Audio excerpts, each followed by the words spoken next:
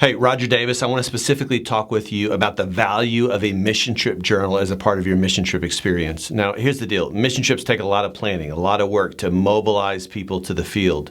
This is an important part of the process. What I mean by that is taking the content and the experience of what you're going to do on a mission trip and being able to work through it. A lot of times we, on mission trips, talk about where we're going, but we don't necessarily always talk about why we're going. Yeah, we understand in response to the Great Commission and those types of things, but what a mission trip journal will help you and your students do is kind of spend time in the Word throughout the process, the way they're laid out, like the one that's in my hands. A week before you go on a mission trip, you're going to have some time to begin to prepare your heart, prepare your mind. The week that you're on mission, whether it's a 7-day trip, a 10-day trip, a 5-day trip, whatever, the week actually on mission, you'll be able to be in the Word, being able to have some reflective moments.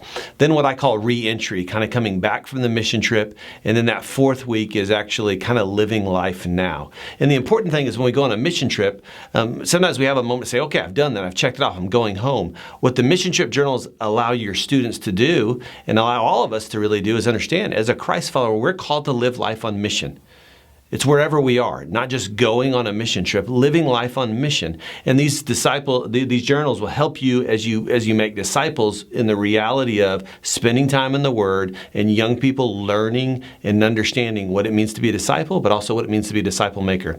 If you go on a Servant Life trip, these are going to be a part of your experience. But even if you're not going on a trip with Servant Life, they're available to you. And I want to encourage you as a leader to consider those aspects of your mission trip planning, those aspects of your mission trip experience, spending time in the Word, letting your students, letting the people on your trip understand what's happening not just through them, but what's happening in them. And then obviously, like I said, when they go home, how to continue that process of just becoming a disciple maker. So great resource for you with the Mission Trip Journals. We've got a handful of titles. You can check them out online. We'd love to talk with you about them, anybody on our team, but I would encourage you to use them as a part of your mission trip experience.